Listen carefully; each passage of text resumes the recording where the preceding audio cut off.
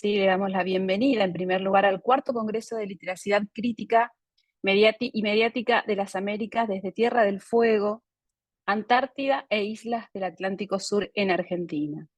Agradecemos la participación de todos y todas y los invitamos a interactuar a través de los canales disponibles en el chat de la sala del Zoom o en los comentarios del canal del YouTube.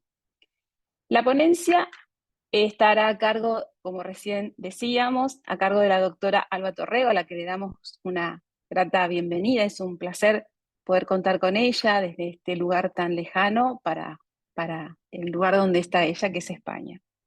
Su ponencia se llama Reimaginando la formación digital para profesores, el espacio del discurso mediático. Como recién les decíamos, esta conferencia se transmitirá por el canal de YouTube, será grabada, ¿sí? Para poder contar con el registro del eje desarrollado. Posteriormente se subirá una página, como en cada una de las instancias anteriores al presente congreso, ¿sí? En esta ocasión nos vamos a presentar. Me llamo Liliana Blanco, soy profesora de Lengua y Literatura y yo estoy desde Río Grande, Tierra del Fuego. Le doy el paso a mi compañero. Mi nombre es Gonzalo Cifuente, soy profe de matemática y estoy desde la ciudad del fin del mundo, desde Ushuaia. Y bueno, comenzamos presentando a la doctora. La doctora Alba Torrego es licenciada en Filología Hispánica y graduada en la educación primaria, doctora en Pedagogía de la Universidad de Valladolid, con una tesis sobre educación mediática, crítica y cultura popular. Ha sido profesora de educación secundaria y actualmente es profesora del Departamento de Estudios Educativos de la Universidad Complutense de Madrid. Ha coordinado proyectos de innovación relacionados con la construcción de la identidad adolescente a través de la cultura popular. Sus líneas de investigación están centradas en el análisis del discurso en entornos digitales, la competencia digital y la educación mediática. Coordina el máster en formación del profesorado de educación secundaria de la Universidad Complutense de Madrid. Ahora sí, le damos la palabra a la doctora. Bueno, buenos días o buenas tardes, muchas gracias. Para mí es un auténtico placer poder estar aquí hoy charlando sobre estos temas y además, como muy bien señalaban, desde diferentes partes del mundo, ¿no? Aquí en España ahora son las 4:15 de la tarde, o sea, es un poco la hora de la siesta, ¿no? Pero bueno, estoy muy despierta y con muchas ganas de compartir. Voy a compartir una presentación, con pantalla la tengo aquí preparada. Vale, yo creo que se está viendo, porque siempre el apoyo visual en estos casos yo creo que ayuda un poco. Como muy bien han dicho, vamos a hablar de la formación digital para el profesorado de enseñanza primaria, enseñanza secundaria, incluso universitario, ¿no? Este es un tema que ahora siempre ha estado muy en la agenda política y en la agenda educativa, pero ahora incluso más después de la pandemia. Y yo me atrevería a decir que todavía va a estar más presente porque con toda la invasión de la inteligencia artificial, pues es algo que como docentes tenemos que formarnos. Y me voy a centrar sobre todo, como dice esta segunda parte del título, en el espacio, en el discurso mediático, ¿no? Porque muchas veces entendemos formación digital a algo relacionado con ordenadores, con informática, pero ¿dónde queda este discurso de los medios? ¿No? Entonces, sobre esto vamos a hablar hoy. Y como punto de partida, yo les quería plantear una pregunta, ¿no? Es si existe una vida real y otra virtual. Si ya queda algo, no es una pregunta filosófica, que yo siempre que la hago, hay veces que me contestan, ¿solo existe la vida real? ¿Solo existe la vida real con una parte virtual? ¿Existen las dos diferenciadas? No lo sé, pero yo mientras estaba esperando antes para iniciar esta conferencia, le mandé a la inteligencia artificial que me dibujara o me ilustrara cómo sería yo dando esta conferencia online hablando sobre competencia digital y me hizo esta imagen que tienen en pantalla. Bueno, más o menos intenté describirme no somos idénticas, pero yo creo que alguna cosa básica tenemos y bueno, siempre la inteligencia artificial hace todo más bonito, ¿no? Pues me imagino así, ¿no? Entonces, también dejo esto, ¿no? ¿Hasta qué punto ahora, que me están viendo virtualmente, estamos hablando de realidad? ¿Y por qué traigo todo esto? Por la digitalización de la sociedad. Vivimos en una sociedad que cada vez está más digitalizada, que trae muchos beneficios, como que ustedes y yo estemos compartiendo ahora mismo este espacio, pero también trae novedades, como por ejemplo que existan monedas virtuales que no podemos tocar, que son intangibles, que yo pueda pedir comida a domicilio desde mi celular, que yo pueda hundir la reputación de un restaurante únicamente escribiendo una reseña, ¿no? Y todo eso es el mundo virtual que tiene que ver mucho en el mundo real.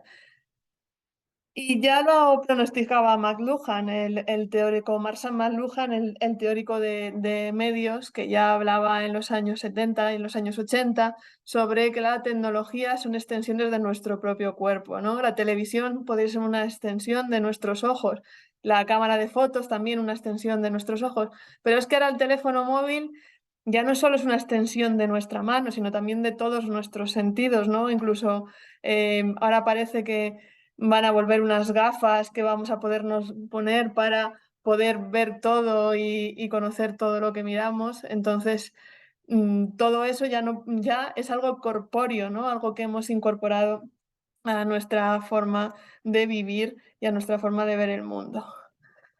Claro, y esto tenemos que tener en cuenta para ver cómo ha evolucionado nuestra sociedad y qué necesidades formativas tenemos. Cuando hablábamos de la web 1.0, era una web que se parecía mucho a un libro, no una web donde yo podía leer pero no podía participar, pero es que ya estamos en la web 3.0, donde yo como ciudadana necesito participar y para ejercer mi ciudadanía, ya no solo una ciudadanía real, en la realidad en la que yo por ejemplo, acudo a un colegio electoral a votar cada ciertos años, sino que ahora se exige que día a día esté participando.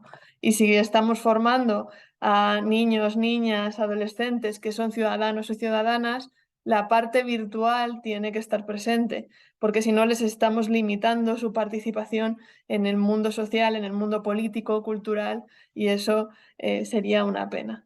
Como muchas veces se utiliza el concepto que tienen aquí a la izquierda de prosumidor para hablar de persona que es productora pero también consumidora. Y esto muchas veces también se ve como ya no desde la libertad de la participación, sino desde ciertos mercados que quieren que participemos para obedecer sus intereses políticos o sus intereses comerciales. Pero bueno, de eso hablaremos un poco más adelante. Y si nos centramos en los últimos años, si yo les pregunto a ustedes, desde 2022, desde 2021, 2023, ¿qué formación digital necesitan los docentes? Pues en 2021, 2022 me habrían hablado del metaverso, ¿no? De ese lugar que ya Mark Zuckerberg nos hablaba sobre que íbamos a vivir en un mundo virtual, ¿no? Que íbamos a trabajar en un mundo con las gafas de realidad aumentada, donde nuestros compañeros y compañeras iban a ser hologramas y vamos a trabajar ahí, luego nos íbamos a divertir también en entornos virtuales, incluso íbamos a comprarnos vestidos, pantalones virtuales para cambiar nuestro look en este mundo que no existe, ¿no? Y parecía que el mundo real iba a quedar ya solo para gente aburrida o no sé, o tal vez para gente millonaria, ¿no? Pero parecía que íbamos a estar en el metaverso. ¿Qué implicaciones iba a tener eso en educación? Pues, por ejemplo, que ahora cuando en los centros educativos fuéramos a hablar sobre el Imperio Romano, pudiéramos viajar a un mundo virtual donde existieran los romanos y existieran los combates de gladiadores y existieran los templos y no fueran solo ruinas. Bueno, y eso se veía muy claro que se iba a invertir muchísimo en educación y que nuestro profesorado tenía que estar formado para ello. Pero de repente a finales de 2022, 2023, parece que la inteligencia artificial se come un poco al metaverso. No sé si hay espacio para que convivan estas dos cosas. Y, y ahora mismo es uno de los principales retos que tenemos los docentes de todos los niveles educativos en las aulas. De hecho, me hacía gracia un titular que leía esta semana en la prensa española, donde nuestra ministra de Educación, que se llama Pilar Alegría, hablaba de que el uso de la inteligencia artificial será considerada actividad de alto riesgo en la educación. No sé qué quería decir con alto riesgo, pero bueno, luego decía también que había que usarla de forma ética y responsable. Bueno, para usar la inteligencia artificial, algo que es totalmente nuevo, que está a nuestro alcance, de forma ética y responsable, no cabe ninguna duda de que necesitamos una formación digital que va más allá de un uso instrumental de las herramientas, que va más allá de que yo sepa generar un texto con la inteligencia artificial. Y ahora veremos qué implica ese va más allá. Pero antes también quería finalizar este primer bloque hablándoles sobre la importancia de lo que no es tangible, ¿no? De lo que este filósofo coreano ha llamado las no cosas, de que cada vez estamos más supeditados a cosas que no existen en el mundo real, sino que existen en el mundo virtual. Y además que cada vez hay más algoritmos que están controlando nuestra vida y nuestras decisiones y que esto muchas veces se escapa de nuestra comprensión. Pero cada paso que damos está generando pues nuevas elecciones y está generando nuevos datos a una máquina que va dándonos pistas o no hacia dónde va nuestro camino. Bueno, dicho, he intentado construir rápidamente un panorama general de cómo es ahora nuestra visión de la tecnología, nuestro mundo en el que vivimos, y ahora me voy a centrar un poco más en el terreno educativo, ¿no? De cómo afecta la tecnología a nuestros alumnos y alumnas y cómo nos afecta también a nosotros como docentes. Y para empezar este segundo bloque, tendríamos que ver cómo está la tecnología en la vida de los niños y niñas. Aquí he puesto algún ejemplo. El primero, no sé si lo han visto, en TikTok hay muchísimos vídeos. Son bebés de muy pocos meses viendo unos vídeos de unas frutas que bailan y que se quedan alucinados, ¿no? Y es un recurso que utilizan muchos padres y madres para que los bebés no lloren, se queden tranquilos. Bueno, y es muy alucinante cómo reaccionan a esto. O sea que ya desde muy pequeños, desde los primeros meses de vida, la tecnología entra en su vida como un estímulo más y la utilizan. Luego también, si vamos avanzando un poco más en edad de nuestros niños y niñas, tenemos multitud de canales de YouTube donde hay niños y niñas a los que sus padres graban jugando, a los que siguen millones de niños. Y aquí he puesto un ejemplo simplemente de un canal de un vídeo que tiene 205 millones de visualizaciones y el canal tiene 31 millones de suscriptores. Bueno,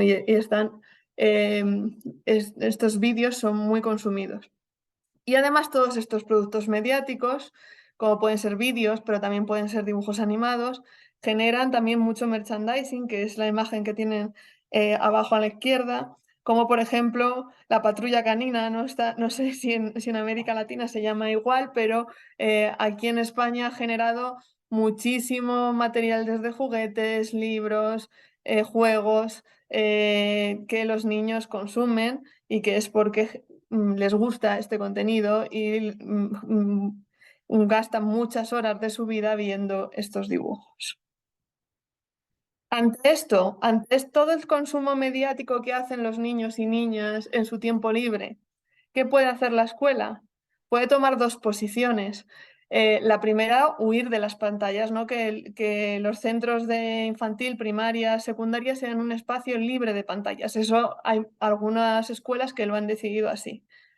Pero por otro lado, pueden tomar otra postura, que es decir, pues como están en la vida de los niños y niñas, que este sea un espacio donde haya muchas pantallas, y vemos que proliferan escuelas donde se utilizan tablets, ordenadores, por ejemplo, para enseñar matemáticas, no solo para el ocio.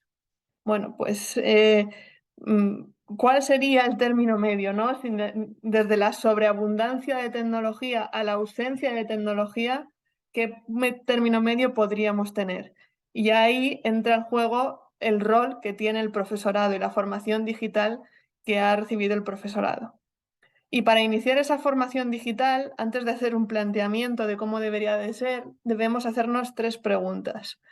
La primera es el rol que tiene el maestro como profesor, como persona que enseña. Es decir, yo puedo ser profesora de lengua, profesora de matemáticas y utilizo las TIC para enseñar. Muy bien. Pero por otro lado, también soy educadora, es decir, también estoy transmitiendo una serie de valores a mis alumnos en clase y estoy ayudando a que construyan su ciudadanía. Entonces, el maestro o la maestra también tiene que educar sobre las TIC, desarrollar un rol de educador. Y por último, como docente, pero además como persona que soy, vivo en un mundo rodeado de tecnología, con lo cual también tengo que reflexionar sobre qué rol tiene la tecnología en la sociedad actual, como hemos hecho en esta primera parte, ¿no? En esta primera parte, todos y todas deberíamos plantearnos qué relación tengo yo con la tecnología, cómo me está influyendo y cuánto sé de cómo influye socialmente el uso de la tecnología. Con lo cual, desde estas 3 perspectivas, que se las he tomado a Alfonso Gutiérrez, al doctor Alfonso Gutiérrez, que lo tenéis por allí en el Congreso, pues desde estas 3 perspectivas que dice el doctor Gutiérrez que deberíamos partir, pues va a ser nuestro punto de inicio de la reflexión. Y debemos hacernos esta pregunta para iniciar. ¿En qué consiste estar alfabetizado en una sociedad multimodal? Pues lo primero, preguntarnos ¿qué es la competencia digital? ¿Qué es la competencia tecnológica? ¿Está relacionada siempre con la innovación? ¿Se pueden utilizar las TIC sin innovar? Bueno, pues es que es muy difícil innovar con las TIC. El uso, y ya tenemos la primera cosa. El uso de las TIC no es siempre innovar y no tiene por qué estar dirigido siempre a la innovación. Puede estar dirigido a otros propósitos pedagógicos. Y ante esto partimos de 4 aspectos que son claves para una nueva alfabetización digital, para dejar de lado este enfoque que solo está centrado en la innovación, en el uso tecnológico, en el uso informático de los medios. E introduce a los medios como un agente fundamental. Lo primero, porque los productos mediáticos son construcciones de una realidad. Es decir, cuando yo presento algo en un medio, lo hago mostrando solo lo que yo quiero enseñar. Por ejemplo, ahora mismo ustedes me están viendo aquí y les estoy enseñando una pared de mi casa, pero que a lo mejor es la pared más bonita, pero a lo mejor todo lo que tengo detrás está muy desordenado, pero yo nunca se lo voy a enseñar porque voy a encuadrar mi realidad para que ustedes solo puedan ver esto. Con lo cual esto lo tenemos que tener en cuenta a la hora de trabajar con nuestro alumnado, cómo es el mundo en el que viven. Por otro lado, los medios, pero también la inteligencia artificial, herramientas tecnológicas, son empresas mediáticas con intereses comerciales e ideológicos, que muchas veces su principal interés no es lo educativo, sino que es lo comercial. Y que muchas veces además me van a utilizar a mí como docente para que les dé acceso a mi alumnado. Es decir, muchas veces en nuestras clases estamos utilizando herramientas tecnológicas a las que damos datos de nuestros alumnos. Por ejemplo, un correo electrónico con el que tienen que registrarse. Y esto es un problema porque les estamos dando clientes sin saber dónde van todos esos datos.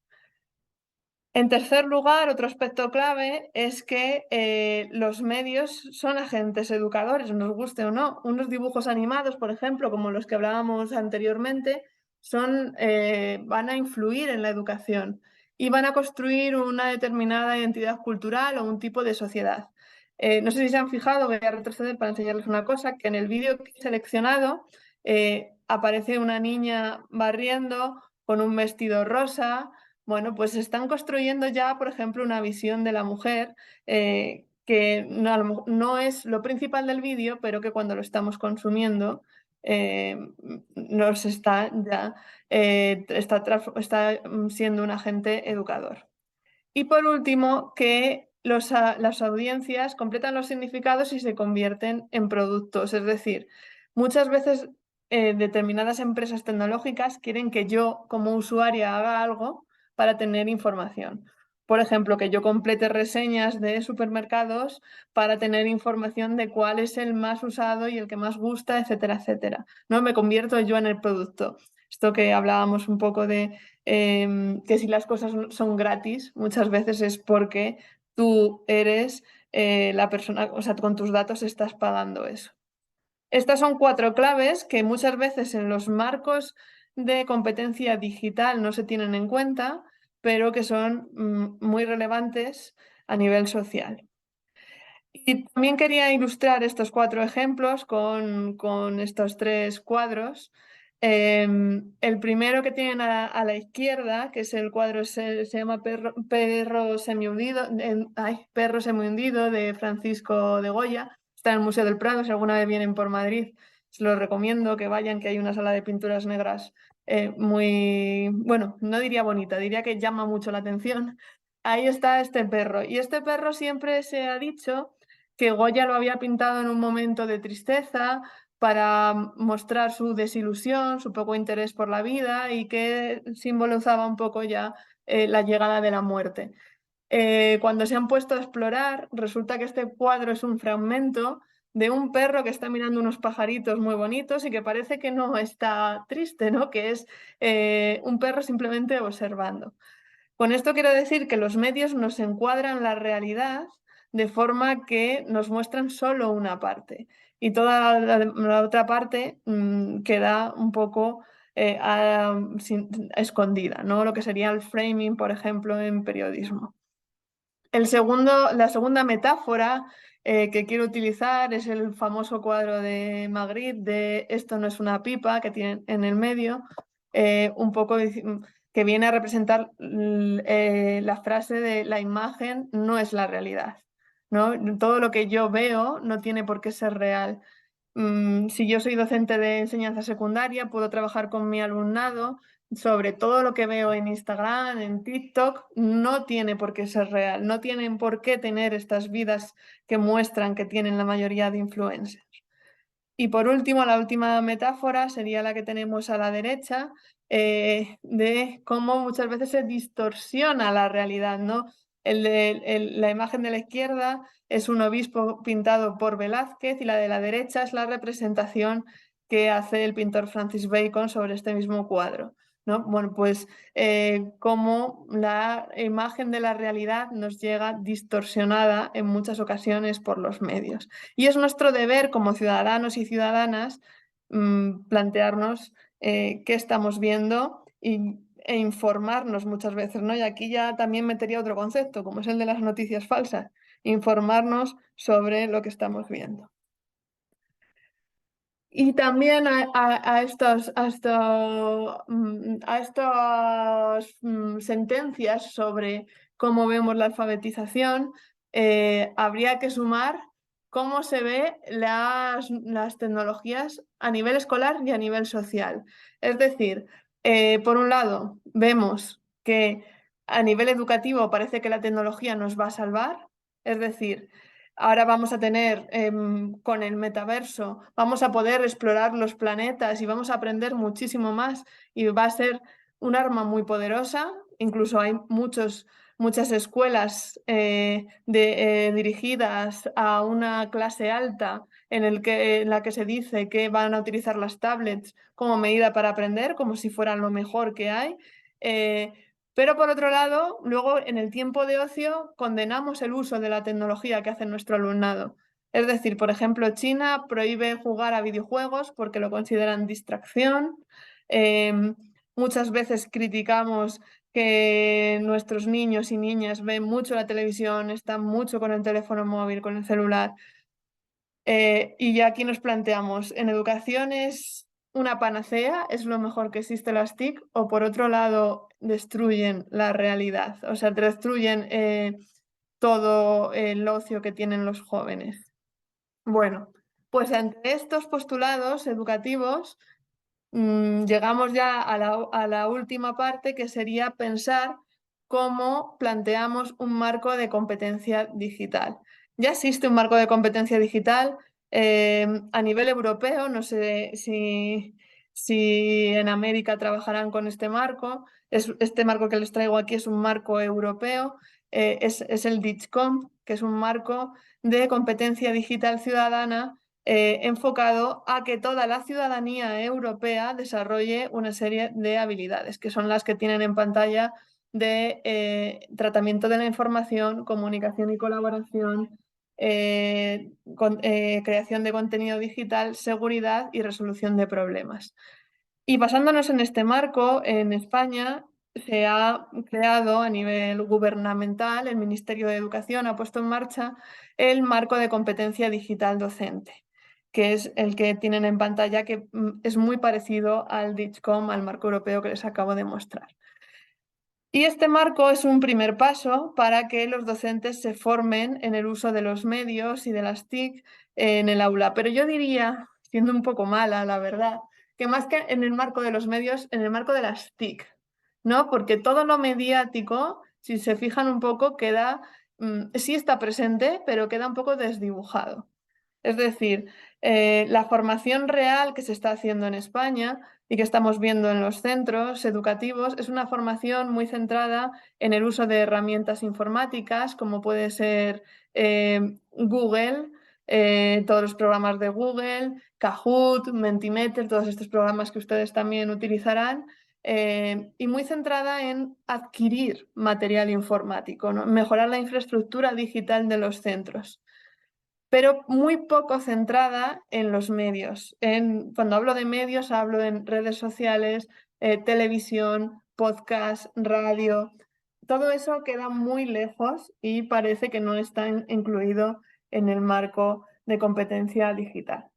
Y es muy importante que contemos con ello, por la razón de que al final todo el profesorado a nivel español va a tener que desarrollar estas competencias y va a tener que certificar estas competencias. Es decir, va a tener que decir el nivel que tiene y se le va a obligar a tener un nivel determinado. Con lo cual, en España estamos en un momento clave para ver cómo tratamos de incluir los medios. Por eso en el título de esta ponencia hablaba de reimaginar, ¿no? Ya hemos imaginado cómo va a ser la formación en competencia digital docente. Ahora tenemos que reimaginar cómo incluir los medios, dónde está todo este espacio mediático que parece que queda fuera de las 5 áreas de competencia digital y por el que llevo unos minutos intentando convencerles de que debemos incluirlo. Bueno. Por suerte, ha habido organismos que no se han olvidado de ello y uno, por ejemplo, es UNESCO, que lleva hablando, ¿no? Sobre Media and Information Literacy, alfabetización mediática e informacional, con el Curriculum for Teachers, que quizás es un documento que conocen, que si no me equivoco es del año 2011, o sea que llevan muchos años hablando sobre esto y que siguen incidiendo en la importancia de trabajar lo mediático, que no todo sea trabajar lo informático o las competencias digitales técnicas. Y esto, ya muy rápidamente, con lo que quería señalar es que con la alfabetización informacional, por ejemplo, podríamos haber evitado los casos de infodemia, ¿no? De una epidemia de información que tuvimos con el COVID. Y poder saber discernir entre la información verdadera y la información falsa.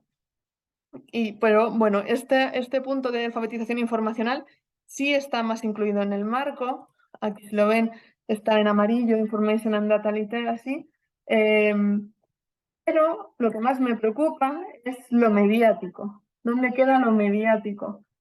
Y por lo que les comentaba antes, y quiero volver a traer esta frase, ¿no? Las empresas mediáticas tienen unos intereses económicos y esto va a influir en nuestra forma de ver la realidad, en nuestra forma en el desarrollo de nuestro pensamiento crítico, en el desarrollo nuestro como ciudadanos y ciudadanas. A la derecha tienen la imagen de un programa de televisión español donde hace unos años, cuando hubo elecciones presidenciales en España, todos los candidatos y candidatas iban a cantar, bailar, jugar al baloncesto, ¿no? Bueno, y esto tuvo mucha influencia en el voto de las personas, porque según les parecieran más simpáticos o menos simpáticas, votaban. Yo sé que ahora en Argentina han tenido elecciones, están en un proceso electoral. No sé cómo estará siendo allí el papel de los medios, pero seguro que si nos pudiéramos investigar también está teniendo un papel muy relevante. Y bueno, y también nuestro alumnado consume en Internet diferentes programas sensacionalistas o reality shows que pueden ser disfrutables, pero que para poder disfrutarlos de verdad se necesita una educación de la mirada, simplemente saber que lo que estoy viendo quizás no es la realidad, es otra perspectiva que me están dando. Y además, también volviendo ya a la última frase de los 4 postulados que les puse anteriormente, es que los medios transmiten ideología y contribuyen a un modelo social y a una identidad cultural. Supongo que llegaría a América el juego del calamar, no sé cómo se llamaría ahí, ¿no? Pero hace 2 años aquí fue impresionante, sobre todo ahora que llega Halloween, estas fechas, cómo se puso el grito en el cielo porque niños y niñas estaban viendo este programa, no esta serie. Bueno, pues es necesario un trabajo no solo de los docentes, sino también de las familias y de todos los que nos dedicamos a la educación para saber tratar estos productos visuales y obviamente que requieren un trabajo en el aula que va más allá de la lengua, las matemáticas, etcétera, etcétera, pero que también es un trabajo de desarrollar competencias digitales, también audiovisuales. Y para acabar, ya quería cerrar con la relación que tienen los medios y la educación, pues para reforzar todavía más, si no no les ha convencido mi discurso, un poco más por qué es necesario trabajar los medios y la educación. Lo primero, porque tanto los medios como la educación conforman la ciudadanía y que además van a ser agentes de subjetividad, agentes de opinión y debemos reflexionar sobre ellos. Por otro lado, que los medios no son neutrales y ahí es cuando yo, ciudadana, soy capaz de interpretar el mensaje que me está dando un medio. Lo tercero es que debemos adoptar una postura reflexiva y crítica sobre toda la información que nos llega. Vivimos en la sociedad de la información, con lo cual nuestra postura reflexiva y crítica no surge sobre no me acuesto una noche, me duermo y al día siguiente me levanto siendo una persona reflexiva y crítica. Y aquí la educación tiene un papel fundamental. Y además, por último, vivimos en una cultura audiovisual a la que no podemos cerrar la puerta. Es decir, yo no puedo decir como profesora de lengua, solo voy a estudiar los clásicos de Cervantes, sino que cada vez todo es más audiovisual y necesito que el alumno y alumna sea capaz de interpretar todos estos mensajes que le van llegando. Y para finalizar, no me quería olvidar del aprendizaje no formal, donde el alumnado en su tiempo libre está consumiendo medios y usando la tecnología y está realizando aprendizajes. Con lo cual, quería cerrar con la idea de que la escuela no puede ser ese sitio donde el alumno va de 9 de la mañana a 2 de la tarde y es un mundo aparte donde solo existen las matemáticas, la lengua, que está muy bien, sino que debe ser un sitio también donde el alumnado pueda desarrollar sus capacidades y muchas de estas capacidades vienen de lo que le sucede en el tiempo libre. Entonces, es un buen momento para reflexionar sobre lo que sucede. Cuando me he conectado unos minutos antes aquí al Zoom y estaba escuchando a la doctora Cristina Puente y Ruth Pinedo de la Universidad de Valladolid, que hablaban sobre que en sus clases los alumnos llevaban noticias. Y claro, pues yo pensaba, qué interesante, porque los alumnos y alumnas traen las noticias de lo que les interesa y ahí hacen una reflexión colectiva sobre aquello que les importa, que seguramente sea muy diferente a lo que nos interesa a personas que tenemos otra edad y quizás pues otra visión del mundo, pero es una forma de traer también lo que sucede en el tiempo libre a las clases. Y con esto finalizaría. Muchísimas gracias y quedo atenta por si tienen algún comentario o alguna pregunta y será un placer. Muchas gracias.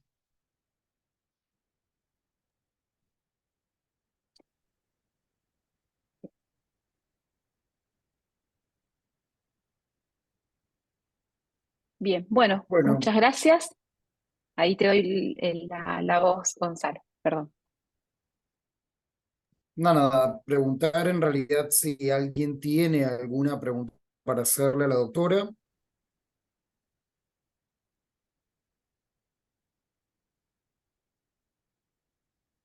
Ok, Por ahí yo entonces, tenía un comentario, por ahí no una a ver, pregunta, no sé si estuvo muy buena la exposición. Primero, mi nombre es Ana Peralta, soy profe de psicología, también soy profe del IPES Paulo Freire, ¿no? En el contexto de este congreso. Y estuvo muy interesante, me pareció muy importante, primero esto que mencionaba de poder entrenar la mirada y poder reconocer que justamente lo que está detrás de esa pantalla no es real, ¿no? Creo que hoy nos atraviesa también el desafío, sobre todo como docentes, no solamente de la formación docente, sino del secundario, del primario, del inicial, sobre todo de la secundaria y la facultad. em, Estas inteligencias artificiales que muchas veces te pueden crear un cuento, una poesía, un trabajo práctico, una monografía, ¿no? Em, y en este sentido también pensaba que me quedó rondando qué desafío también, en nuestro caso, al menos en nuestro contexto, poder agregar esas TICs a nuestra práctica. Eh, bueno, por ahí justo se me pensaba el ejemplo de los memes, no sé si allá se le dice igual a estas imágenes. Correcto, ¿no? Los memes muchas veces son imágenes que dan un mensaje bastante complejo en una imagen que nos hace reír, pero si uno muchas veces analiza, hay memes que reproducen mensajes racistas, xenofóbicos, machistas, ¿no? Clasistas, del orden de lo colonial, ¿no? Y, por ejemplo, mencionaste el contexto de las elecciones, al menos en nuestro país, y yo personalmente he visto que es como muy loco, pero se usa mucho esta idea de los memes como forma de campaña, ¿no? Incluso se me ocurre este concepto del consumo irónico, ¿no? Consumir algo que no me gusta, pero lo estoy consumiendo y le doy views. Creo que en ese sentido también, al menos como docente, es un desafío poder eh, me parece educar críticamente para poder hacerle preguntas. Ese contenido que muchas veces, por ahí como mencionaste al final, es un contenido de consumo que siento que es como inocente o ideológico y en realidad esconde o naturaliza o legitima ciertas lógicas que vulneran a grupos o grupos muchas veces minoritarios. Y creo que en ese sentido, al menos para mí como docente, es un re desafío poder eh, pensar cómo educar críticamente frente a eso, a lo que yo también consumo, ¿no? Porque me acuerdo que mencionaste que muchas veces los adultos pensamos que son los pibes quienes están todo el día con el celular y por ir retomando al psicoanalista Luciano Lutero, son los adultos los que son casi adictos a la tecnología, ¿no? Eh, por ahí mi pregunta para ir cerrando y ya no monopolizar la palabra sería cómo podemos educar críticamente hacia ese consumo que nos atraviesa también a nosotras como docentes. ¿Qué ideas podrías tirarnos o qué ideas podrías tirarnos? Muy bien, pues no sé, muchas gracias, Ana. Yo creo que es una reflexión muy interesante. Yo creo, por contestarte muy brevemente, que lo primero es analizar el consumo que hacemos nosotras mismas, ¿no? De todos, como dices, yo también consumo esos memes, ¿no? Y conocer lo que están haciendo nuestro alumnado. Eh, Veo que está, por ejemplo, conectado el doctor Alfonso Gutiérrez. Pues él fue mi director de tesis y yo le propuse, por ejemplo, hacer una investigación sobre un reality show considerado telebasura en España para poder entender lo que estaban viendo, porque yo no podía dar clase, cuando entraba solo estaban hablando de la emisión, ¿no? Entonces, muchas veces hay que quitarse esta máscara de decir, yo solo consumo cosas muy buenas y ver qué está sucediendo. No hace falta que todas las noches estar viendo esos programas, pero sí simplemente intentar entender qué está sucediendo, por qué mediáticamente es tan consumido y un poco hacer esta reflexión conjunta. Y el primer paso es entrenar nuestra mirada como docentes, que es complicado y requiere esfuerzo, pero que yo creo que también es gratificante luego poder entender el mundo en el que vivimos.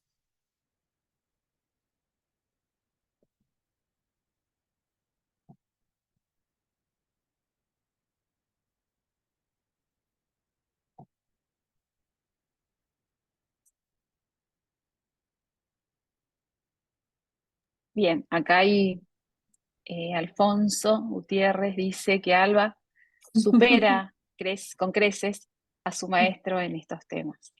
Es No, que va, que es un va. lugar, Yo ¿no? todo lo que les he contado se lo debo al doctor Alfonso Gutiérrez, la verdad es que aprovechenle que Bien, está en Argentina para poder escucharlo. sí, sí, sí, sí. Nosotros tenemos acá con Gonzalo algunas preguntas que en cierta forma dentro de tu conferencia pudiste darnos a nosotros ciertos recursos, ciertas herramientas y reflexionar respecto a esto que está presente y que obviamente que se va a quedar, ¿no? Y que qué papel le toca hoy a la educación eh, eh, tomarlo, ¿no? El tema es cómo lo vamos tomando, ¿no? Y esto es como todas estas cosas nuevas que nos han pasado a nivel humano, ¿no? Con estos avances que surgieron siempre y nos interpelaron, y estos miedos que surgieron, que surgen en realidad en muchos docentes, muchos de nosotros, ¿qué va a pasar con esto, ¿no? Con la tecnología, con el uso, el mal uso, pero también con esta educación no formal que recién decías vos, respecto a qué pasa con esos que están afuera de las escuelas y que también están aprendiendo y que a veces está esta discordancia entre lo que sucede en la escuela, pareciese que no puede suceder dentro de la realidad. Sin embargo, nosotros sabemos, y ahí hablamos de los enfoques, ¿no es cierto?, de la enseñanza digital. Y algo que me quedó dando vuelta es la competencia digital docente. Nos falta, obviamente, a seguir aprendiendo, nos va a seguir faltando seguramente, porque esto va a seguir avanzando, ¿no? Eh, y es sumamente importante e interesante todo esto que fuiste planteando eh, respecto a de qué forma nosotros somos formación docente, ¿no? La gran mayoría que estamos acá, somos docentes de la formación docente. Yo soy profe de lengua y literatura, pero también soy profesora que forma a los maestros de grado y hemos transitado esta pandemia que nos dejó muchas cosas por seguir aprendiendo, ¿no? Fuimos aprendiendo en el paso, en el momento porque había que salir, pero seguimos aprendiendo y creo que vamos a seguir aprendiendo sobre esto, ¿no? Donde justamente la educación no formal cuando ese niño, ese padre, tuvo que prender la cámara para que ese niño pueda recibir esa educación, ¿no? Ese aprendizaje mutuo que existe, ¿no? O tuvo que existir en ese momento. Y bueno, yo creo que eso viene también como para quedarse, como para seguir reflexionando dentro de nuestra formación docente. Gonzalo, te dejo la palabra a Bueno, digo, vos. también me trae también a la mente esto cuando por allá en el 2011 en Argentina se larga el programa Conectar Igualdad, en donde de repente de forma masiva se entregan computadoras a estudiantes y docentes, y estaba como esta problemática dual de los alumnos tienen la máquina y se ponen a jugar jueguitos y clase de una manera que perjudicial, mientras había otro grupo de docentes que utilizaban la herramienta para potenciar o cuestiones al respecto de la propia de la disciplina. O sea, siempre, digamos, de alguna manera, desde hace un tiempo, venimos transitando estas experiencias, digamos, desde lo digital, pero que bueno, que con el tiempo todo va evolucionando, van generando nuevas formas de comunicarse, y si bien también mucho entiende que los chicos suele pasar de que la tienen atada, que la tienen reclara con las computadoras, las tecnologías, a veces no es tan así, o solamente el hecho consumir cuestiones en TikTok o sociales, uno entiende que con todo eso el alumno ya maneja todo y resulta que hay cuestiones sobre de información, hay cuestiones del uso de determinadas herramientas que no saben. Entonces, todo esto que hoy traes, digo, de alguna manera, eh, es ponerle palabra a todo esto que está aconteciendo hoy en día en las escuelas y que de alguna manera interpela a ese docente a seguir capacitándose porque como que venimos siempre un pasito atrás corriendo frente a todo lo que se viene mediáticamente. Mm. Sí, me gusta conocer que la realidad en países tan separados kilométricamente, ¿no? Las necesidades formativas son tan iguales, ¿no? Yo creo que es algo que debemos trabajar conjuntamente. Bien, bueno, ¿qué decirte, Alba? En primer lugar, agradecerte tu participación en este congreso, darnos justamente todas estas palabras que nos fuiste mostrando, diciendo, y qué tan necesarias justamente para la formación docente, para los futuros docentes, para nosotros mismos como profes, seguir pensando sobre esta literacidad crítica y sobre todo esta alfabetización digital que nos interpela y está entre nosotros y hay que tomarla con esto que también tienen ustedes ahora, que me quedó también dando vuelta, pero no nos van a dar los tiempos para seguir charlando, de la forma en la que España está trabajando, como en cierta forma resguardar, ¿sí?, todo lo que sucede o ese consumo que tienen los ciudadanos sobre esta marea, ¿no?, de información, de avances tecnológicos y que todos tenemos acceso, ¿no? Así que bueno, nada, simplemente agradecerte, darles las gracias a los que estuvieron escuchando y nada, los seguimos invitando para seguir participando de este cuarto congreso en esta Tierra del Fuego, que los abraza y los va a cobijar siempre cuando quieran venir y estar acá presente. Gonzalo, yo cierro de esta forma, Gonzalo. No sé si quiere decir algo más. Gracias, Muchísimas Alba. gracias a todos. Muchas gracias. Gracias a vosotros y a todas las personas que estaban escuchando.